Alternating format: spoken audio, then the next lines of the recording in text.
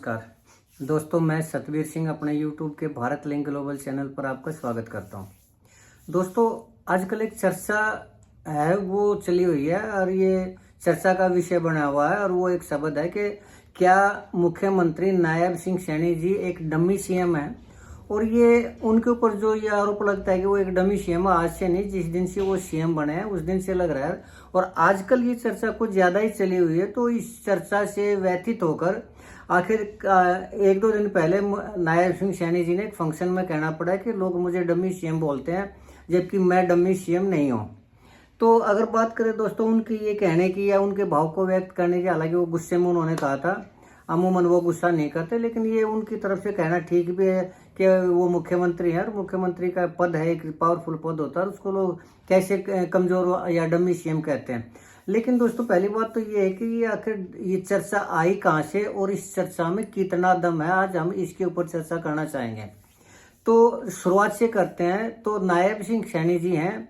पहली बात तो नायब सिंह सैनी जी ये है कि वो बेसिकली बहुत ही जेंटल आदमी है, सभ्यता से बात करते हैं और हर आदमी का ये प्रयास करते हैं कि उनका काम किया जाए। और अगर कोई बुजुर्ग है तो उसको उचित से भी ज्यादा मान सम्मान देते हैं, उनके पैरों को छूते हैं और खाना खिला के भेजते हैं, उनका काम भी करने की कोशिश करते हैं। ये उनकी एक बहुत बड़ी खासियत है। लेकिन अक्सर दुनिया की ये अवधारणा होती है कि जो सभ्यता से बात करता है, तमीज से बात करता है, शराफत से बात करता है और नरमाई के साथ बात करता है, उसको लोग कमजोर समझ ही लेते हैं। ये पता नहीं दुनिया की क्यों ऐसी अवधारणा है।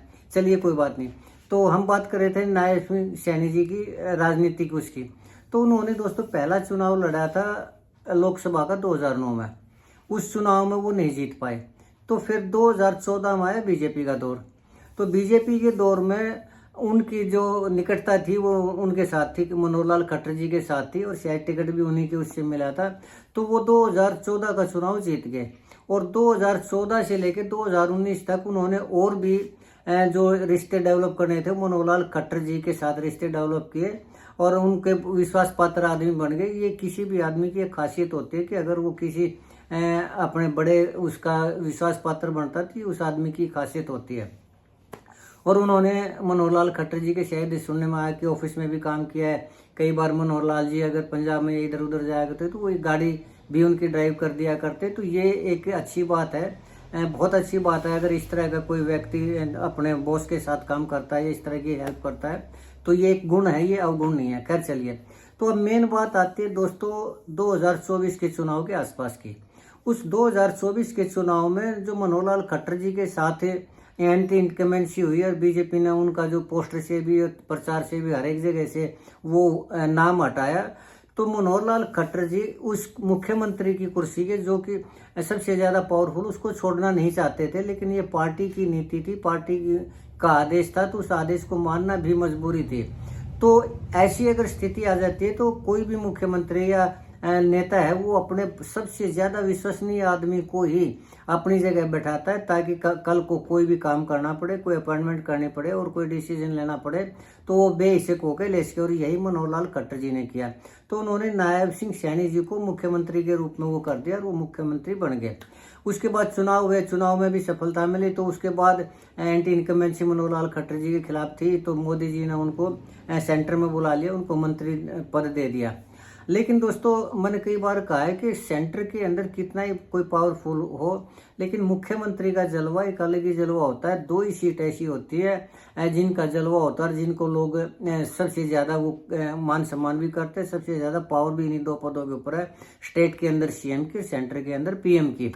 तो स्टेट के अंदर वो सीएम नहीं बन पाए तो भी उन्होंने नायब सिंह सैनी जी को ही मुख्यमंत्री बनवाया और वो नायब सिंह सैनी जी मुख्यमंत्री बन गए। लेकिन उसके बाद जितने भी फैसले थे वो मनोहर लाल खट्टर जी के आदेश से या इच्छा से ही हुआ करते, चाहे वो ट्रांसफर का होता या कोई नीतिगत फैसला लेना होता या कोई अपॉइंटमेंट करनी होती किसी बड़े ब्यूरोक्रेट्स की या किसी और की, उनमें छाप दिखाई दी मनोहर लाल खट्टर जी की। और कभी भी ऐसा नहीं लगा कि ये काम नायब सिंह सैनी जी के कारण हुआ है या उनकी इच्छा से हुआ है।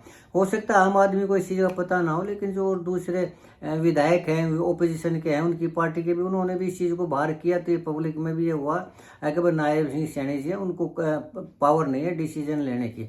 और ये डिसीजन लेने की पावर दोस्तों आजकल इसमें खुल के सामने आया, जब ये आजकल एडीजी वो आईडीजीपी पूर्ण कुमार जी का मामला है, तो वो एक दिल्ली के नेता थे संदीप वाल्मीकि जी।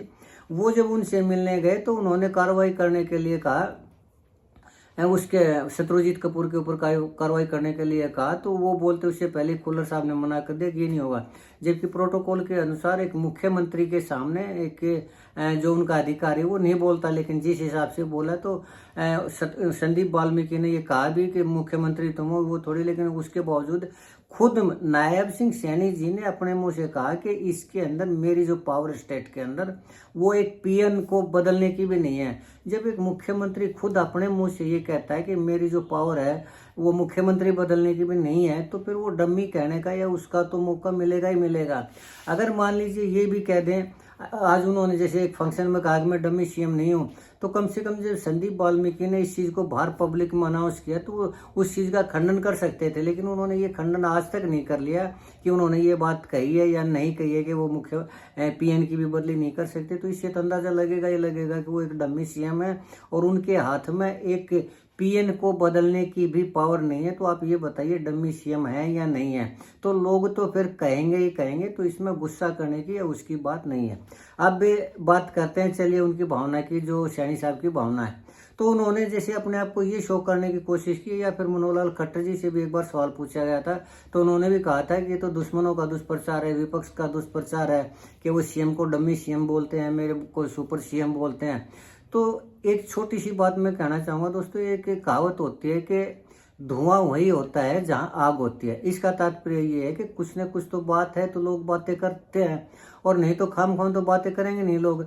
जब उनको दिखाई दिया कि वो डम्मी सीएम है तो लोग बात कर रहे हैं, तो इसमें नायब सिंह सैनी जी का या मनोहर लाल खट्टर जी का गुस्सा करने को है नहीं। अगर वो डम्मी सीएम नहीं मानते उनको, तो उनको डिसीजन लेने की पावर दी जाए, और वो पावर रख रहे हैं मुख्यमंत्री जी अपने हाथ में। चलिए खैर, तो ये तो मेन बात यह है कि दोस्तों जो कार्यशैली है नायब सिंह सैनी जी की, जो मनोहर लाल खट्टर जी के फैसलों का, वो इससे ये तो स्पष्ट है कि वास्तव में लोग उनको अगर कह रहे हैं कि वो डम्मी सीएम है, तो इस बात के अंदर दम तो है, इस बात को डिनाई नहीं किया जा सकता। अब बात करते हैं दोस्तों भविष्य की। तो मुझे आजकल लगता है कि जो मनोहर लाल खट्टर जी है, उनकी जो कार्यशैली हरियाणा के अंदर गतिविधियां जो बढ़ने लग रहे हैं, और खासकर वो जो जाट कम्युनिटी को खुश करने का प्रयास करने लग रहे हैं, या फिर कोई भी फैसला जो एक मुख्यमंत्री ले सकता है उसकी जगह वो खुद डिक्लेयर करते हैं कि मैं ये करूँगा वो करूँगा। तो इसका तात्पर्य ये है कि वो अपनी गतिविधियाँ हरियाणा के अंदर बढ़ाना चाह रहे हैं, और वो सेंटर की राजनीति की बजाय स्टेट में आना चाह रहे हैं। और अगर वो स्टेट में आएंगे तो स्टेट में क्या किस रूप में आएंगे? ऑब्वियसली मुख्यमंत्री के रूप में आएंगे। अगर वो मुख्यमंत्री के रूप में आएंगे तो नायब सिंह सैनी जी को जाना ही पड़ेगा। हाँ, इसी में एक चीज़ बीच में को कुछ लोग ये कहते हैं कि वो कैसे आ सकते हैं, वो तो एमपी हैं, एमपी वो सीएम बन नहीं सकता। तो ये एक टेक्निकल कोई प्रॉब्लम नहीं है। कोई भी आदमी है वो 6 महीने के लिए तो बन सकता है। 6 महीने के अंदर अंदर उसको इलेक्शन लड़ना होता है, विधानसभा की जीतनी पड़ती है सीट। अगर ऐसी कोई भी सिचुएशन आती है तो मनोहर लाल खट्टर जी करनाल से विधानसभा का चुनाव लड़ सकते हैं, और उस पद से, लोकसभा के पद से त्याग पत्र दे सकते हैं। और ऐसी स्थिति में नायब सिंह सैनी जी हैं, वो लोकसभा का चुनाव लड़ सकते हैं। यानी जो अगर एक सीट कम होगी बीजेपी की तो वो उसमें कवर अप हो सकते हैं। ये कोई टेक्निकल प्रॉब्लम नहीं है कि एक जो एमपी है वो मुख्यमंत्री नहीं बन सकता, तो सब कुछ हो सकता है। खैर, लेकिन दोस्तों मैं ये बताना चाह रहा हूँ कि अगर नायब सिंह सैनी जी मुख्यमंत्री बने रहना चाहते हैं, तो मैं तो उनको यही कहना चाहूँगा कि वो अगर डम्मी सीएम के रूप में ही कार्य करते रहें तो वो चीज़ ज़्यादा बेटर है उनके लिए, बजाय जैसे उन्होंने अभी 1-2 दिन पहले कहा था कि मैं डम्मी सीएम नहीं। अगर वो इस तरह की कहते रहे, या फिर प्रशासन में उन्होंने अपनी पकड़ दिखाने की कोशिश की, या नीतिगत फैसले या जरूरी फैसले वो खुद लेने की कोशिश की, तो हो सकता है वो मुख्यमंत्री ना रहे आने वाले टाइम में। मैं इस चीज़ के लिए एक उदाहरण भी देना चाहूँगा दोस्तों। अगर उनको नायब सिंह सैनी जी को मुख्यमंत्री बने रहना है, तो ये जो मैं एक कहानी सुनाता हूँ आपको, इसकी तरह वो बनना पड़ेगा। वो ये है कि दोस्तों एक बार एक होटल में एक वेटर काम किया करता। तो वो वेटर था, उसके कोई क्लाइंट आया करता रेगुलर, और उसके साथ हमेशा एक आदमी और आया करता। जब उसी क्लाइंट ने खाना खा लिया तो उसने अपने साथी दोस्त से कहा, चल तुझे मैं एक मूर्ख आदमी से मिलवाता हूँ।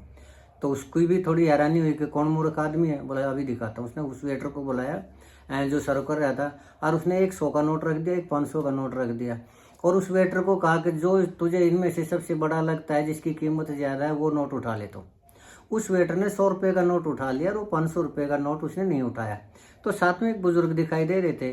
तो वो दोनों, वो क्लाइंट और उसका साथी हंस पड़े और उस क्लाइंट ने 500 का नोट अपनी जेब में डाल लिया, 100 रुपये का नोट दे दिया वेटर को।